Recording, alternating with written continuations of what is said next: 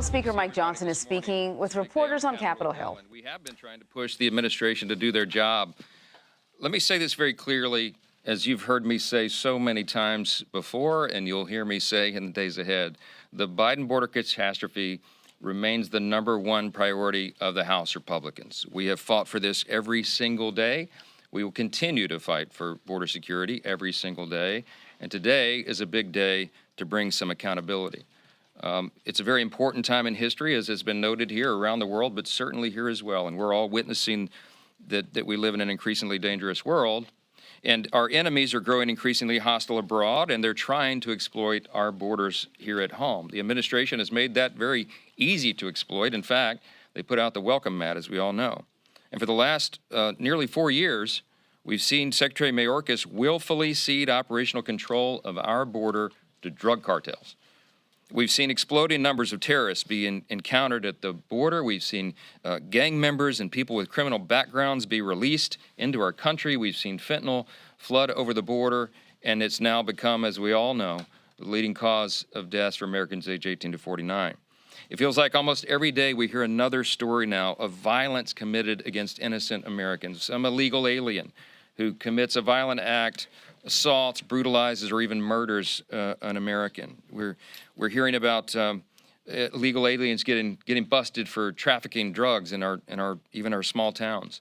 And Secretary Mayorkas has invited this catastrophe into our cities and our states, and he is responsible for the heartache of so many families across this country. He and Joe Biden engineered this catastrophe. They allowed it. They apparently desired it. And now we're all living with the results of it. He has repeatedly violated the public trust in a way that no previous cabinet secretary in the history of the United States has.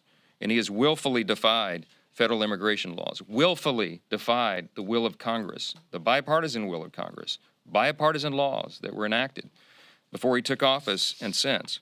And after the House transmits the articles of impeachment to the Senate later today, we expect and we demand that all 100 senators listen to the arguments of the House impeachment managers. They have a constitutional and institutional obligation to do so. If Senator Schumer cares at all about the suffering of Americans and the disaster that Mayorkas has wrought at the border, then he will hold a full and public trial. The American people want a full and public trial. I think they deserve to see the evidence, and it will be unconscionable and, in my view, unconstitutional if Chuck Schumer fails in that responsibility. We have fought every single day to secure the border. The accountability for Secretary Mayorkas is a long time coming, but obviously there's much, much more to do. We passed H.R. 2, as everybody knows, a long time ago, and it had all the key provisions to secure that border. We say H.R. 2 as if everybody understands what it is, but some Americans may not. What did we do in that bill? Very important things. We would restore the Remain in Mexico policy that the previous administration under Donald Trump used to secure the border. We would end the catch and release policy that President Obama first installed and Joe Biden reenacted. We would end the abuses of the parole system and the abuses of our asylum process and systems that has allowed all of this flood of people into our country and even these dangerous criminals. We also would rebuild parts of the wall because as we've shown in Texas and demonstrated elsewhere, that's a critical deterrent to people crossing illegally. That was H.R. 2. We sent it to the Senate, and it has been sitting on Chuck Schumer's desk ever since.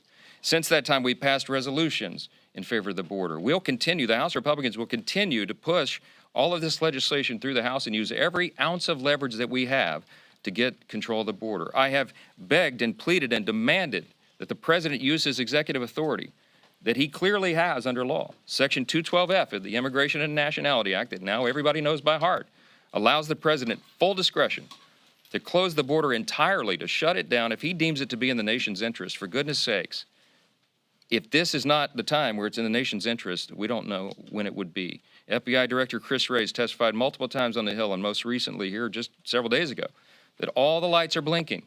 We expect and anticipate a terrorist attack on the homeland because we've allowed over 340 persons, suspects on the terrorist watch list. They were apprehended at the border, but we've allowed many of their compatriots, none of us knows how many, to come through unevaded or to be in those groups of gotaways. We know that there are single adult men, which is the vast majority of the people in some of these sectors that have come in. When we took 40 or 64 Republicans to the Eagle Pass sector, the Del Rio sector back on January 3rd, largest congressional trip ever. They told us that 60 to 70% of the crossings at that border at that time were single adult males of military age and capability. What are they plotting? What are they planning? Where are they? What small town are they encamped in? We have no idea, but we anticipate the worst. We pray for the best. We pray that all these fears are not realized, but this is a serious, serious thing to the American people. And so I put out a preliminary plan, as you all know, on these measures to handle these matters from Israel to Ukraine to the Indo-Pacific region. And the fourth bill in this package would be our priorities, which is the Repo Act, and we implement the loan concept and all of this in the supplemental discussion. But the will of our body is to find every possible way, using this legislation and every legislation that we pass, to try to use as leverage to get the administration to get control of that border. The American people demand it. The American people deserve it. We're going to continue those discussions today about the bill. It's in draft form. It's not been released yet because they're still working it out. We have lots of ideas on the table, and we'll be doing that in earnest. And I'll take a few questions. Mr. Speaker, Front row. What is your response to Republicans who say this move should cost you your job and that if you don't resign, they will try to oust you? I am not resigning, and it is, in my view, an absurd notion that someone would bring a vacate motion when we are simply here trying to do our jobs. It is not helpful to the cause. It is not helpful to the country. It does not help the House Republicans advance our agenda, which is in the best interest of the American people here: a secure border, sound governance, and it's not helpful to the unity that we have in the body. Look, we have a very important mission here. Our mission is very clear. The reason most of us, I can speak for the House Republicans, the reason every House Republican ran for Congress is because they wanted to come here and help to save this beleaguered republic of ours. We want to save the country. We believe that we're in an existential moment. We really do. This is a civilizational moment. It's a moment where we're going to decide in this election cycle which vision we have for the country.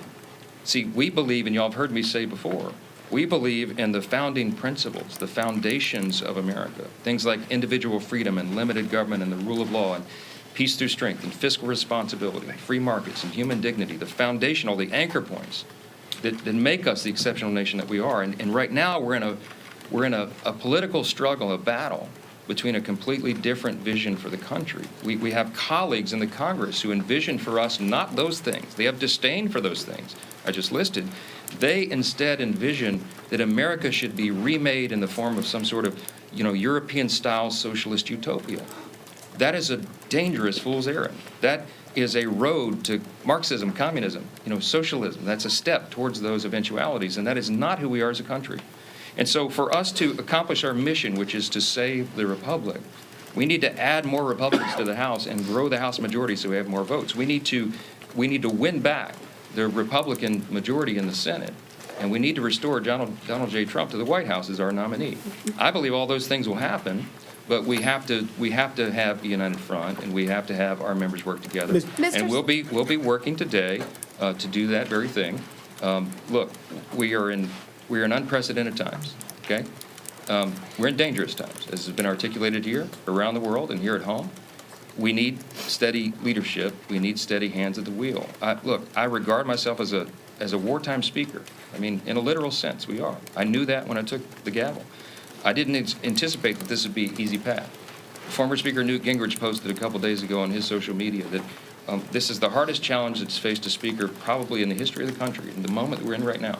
He said arguably may be comparable to the Civil War, but maybe worse.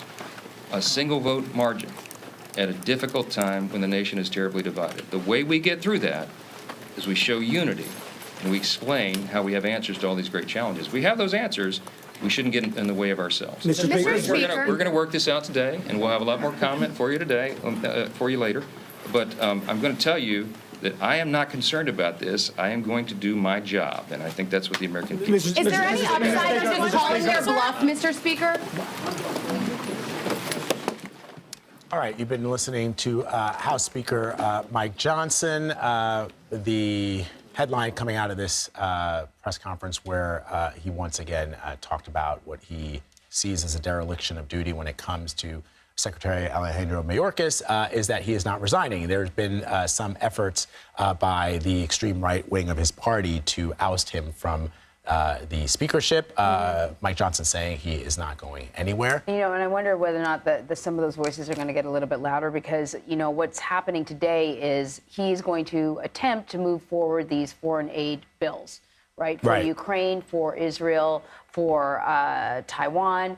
And he's probably going to need help from Democrats to do it. Well, that's right. And that's what keeps getting him into trouble with members of his own party. I read a tweet earlier from Representative Thomas Massey, who says that he, along with Congresswoman Marjorie Taylor Greene, are going to attempt co-sponsor a motion to vacate for Mike Johnson. Right. And what that means is if that happens, he will need Democrats. Yep.